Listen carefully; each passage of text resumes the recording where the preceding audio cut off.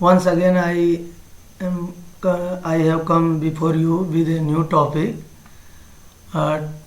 You know that this video is related to class 4 science and insect part 3. Insect के और भी 2 video मैं बना चुका हूँ, आप उनको देख सकते हैं। इस वीडियो में हम डिस्कस करेंगे, हमारा टॉपिक होगा हार्मफुल इंसेक्ट्स। जी हाँ स्टूडेंट्स, कुछ इंसेक्ट्स ऐसे होते हैं जो हमारे लिए हार्मफुल होते हैं। जैसे कुछ यूजफुल इंसेक्ट्स थे, उसी तरह ये देखिए कुछ हार्मफुल इंसेक्ट्स होते हैं जिनसे हमें कुछ नुकसान होता है, कुछ दिक्कत होती है, कुछ परेशानी होती है।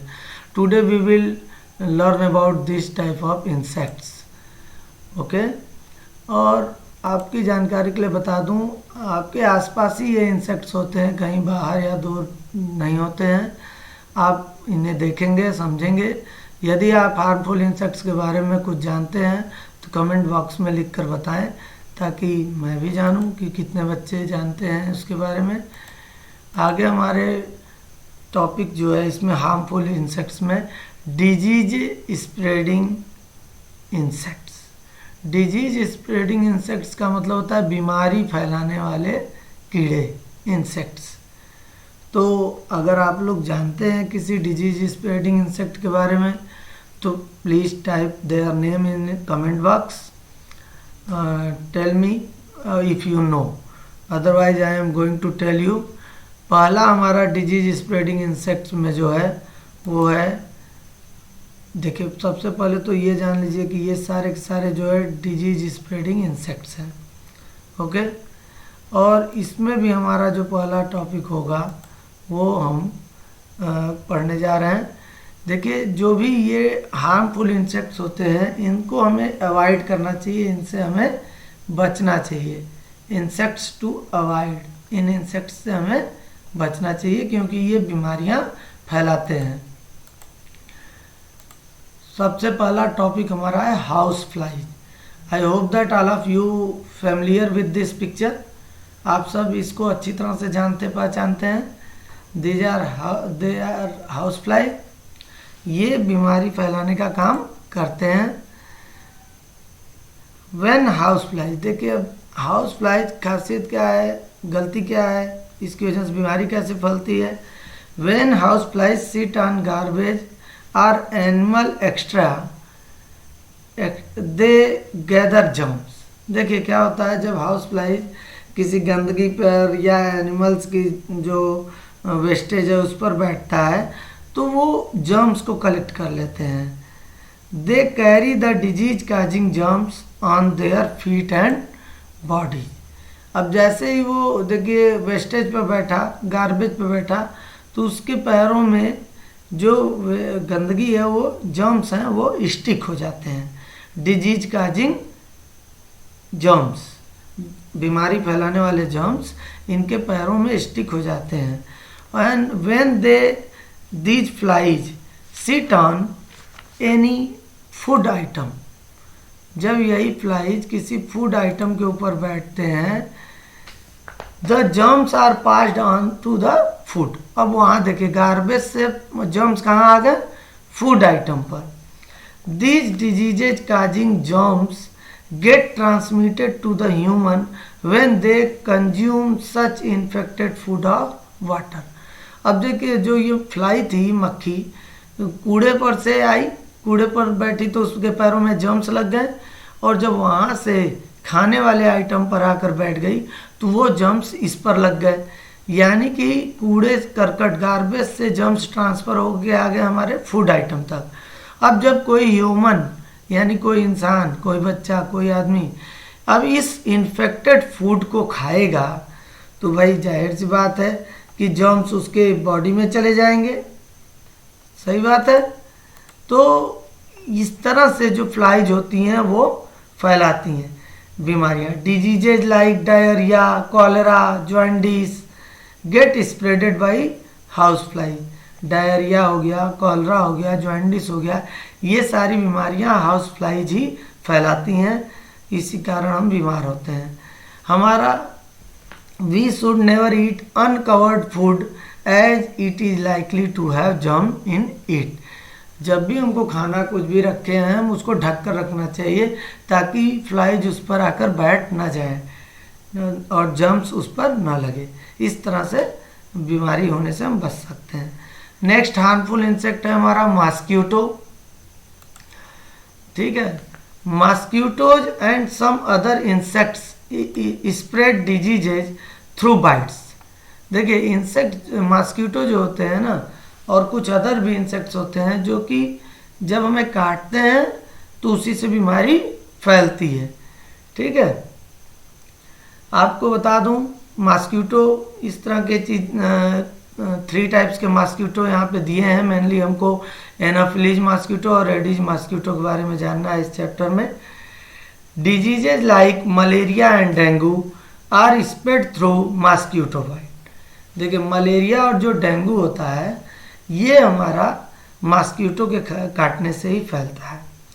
When A mosquito bytes A sick person, मान लीजिए कि कोई बीमार आदमी है और मॉस्किटो गया और उस बीमार आदमी को उसने काट लिया, ठीक है, बाइट कर लिया, और फिर क्या किया, it suck the infected blood, और उसके बीमार आदमी का ब्लड को उसने सक किया, अपने अंदर खींच लिया। When this mosquito bite a healthy person, अब यही मॉस्किटो उड़कर जाएगा और किसी हेल्दी पर्सन को जब काटेगा, बाइट करेगा, तो it transfer the germ of the disease into the blood of that person. अरे भाई अब बीमार आदमी को उसने काटा, उसका ब्लड सक किया, तो अब उसके बीमार आदमी के क्यों बीमार है, क्योंकि वो भाई उसको कोई बीमारी है तभी तो वो बीमार है, तो उसके जो इन्फेक्शन है, उसका जो जर्म्स है, अब मॉस्किटो के ऊपर आ गया, पैरों पर आ गया, उसने सक भी कर लिया, उसी डंक से उसने उसको भी बाइट किया, और फिर उसी डंक से आकर एक हेल्दी पर्सन को भी बाइट करेगा, तो क्या होगा कि जर्म्स वहाँ से बीमार आदमी से हेल्दी पर्सन तक ट्रांसफर हो जाएगा। सही। Only some type of mosquitoes spreaded this diseases. अब क्या होता है, कुछ ही तरह के मॉस्किटो होते हैं जो इस तरह का बीमारी फैलाते हैं। देखिए malaria is spreaded by the bite of female anopheles mosquito. Malaria इस मॉस्किटो के काटने से फैलता है, समझ रहे हैं। Female anopheles mosquito, male female दो तरह के हैं, तो फीमेल एनाफिलीज मॉस्किटो के काटने से मलेरिया स्प्रेड होता है, और डेंगू मॉस्किटो के काटने, डेंगू जो है वो एडीज मॉस्किटोज के काटने से फैलता है।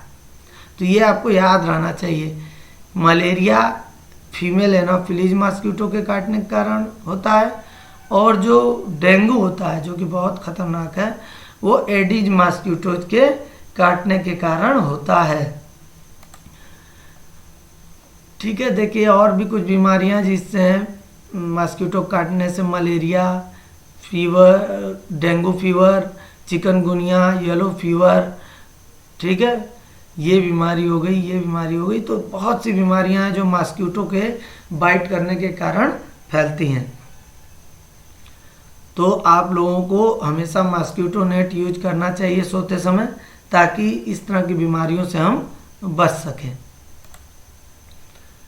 अगला टॉपिक जो हमारा है, some blood sucking insects are wingless.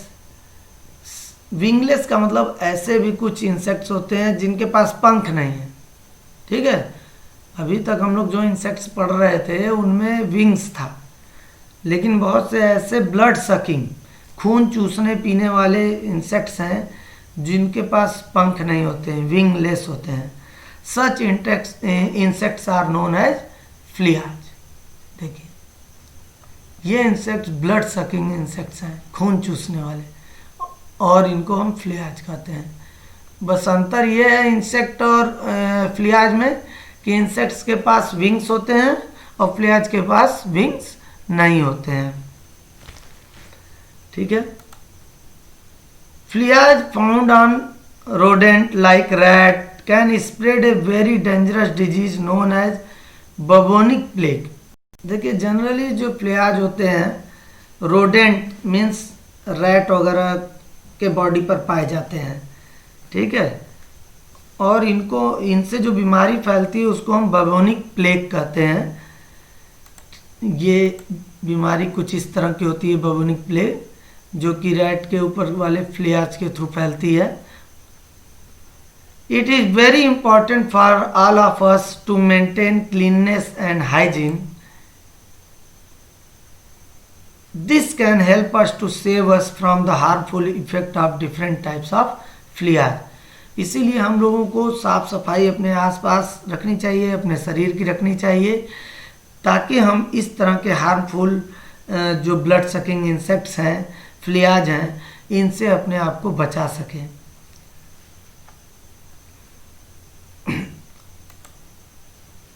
Friends, यदि आप लोगों को ये वीडियो पसंद आया, आप लोगों को इस वीडियो से सीखने को कुछ मिल रहा है, तो चैनल को सब्सक्राइब जरूर करें, लाइक करें, कमेंट करें। नेक्स्ट हमारा जो स्टिंगिंग ऑफ वो है हार्मफुल इंसेक्ट, वो है स्टिंगिंग इंसेक्ट। स्टिंगिंग इंसेक्ट्स का अगर आपको कुछ आइडिया हो कि इनको स्टिंगिंग इंसेक्ट्स कहते हैं, तो आप ज़रूर कमेंट बॉक्स में लिखें, आई विल रिप्लाई। आगे बढ़ते हुए मैं बताना चाहता हूँ, स्टिंगिंग इंसेक्ट्स का मतलब होता है जो इंसेक्ट्स हमको डंक मारते हैं। देखा है आपने? सम इंसेक्ट्स लाइक बीज and wasp sting. Sting means होता है डंक मारना, ठीक है। तो कुछ इंसेक्ट्स, इनको वास्प, बीज, हॉर्नेट्स, ये क्या करते हैं? स्टिंग करते हैं। A sting is located at the back of the insect. ये देखिए यहाँ बैक ऑफ द इंसेक्ट, ये स्टिंग है इनका, इसी से ये डंक मारते हैं। It is often poisonous and causes pain and redness in the skin. ये थोड़ा सा पॉइजनस होता है, जहरीला।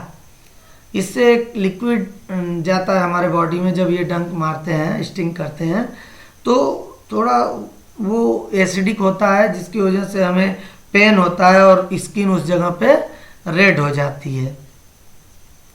तो ये भी हमारे लिए हार्मफुल इंसेक्ट्स ही हैं। इनसे हमें बच के रहना चाहिए, सावधान रहना चाहिए। तो स्टूडेंट्स, अगर आप लोगों को ये वीडियो अच्छा लगा हो, पसंद आया हो, अगर आप और भी नए वीडियो चाहते हैं पाना इससे रिलेटेड, तो चैनल को सब्सक्राइब जरूर कर दें, नोटिफिकेशन बेल भी प्रेस कर दें, ताकि आपको मेरे नए नए वीडियोज मिलते रहें। Thank you.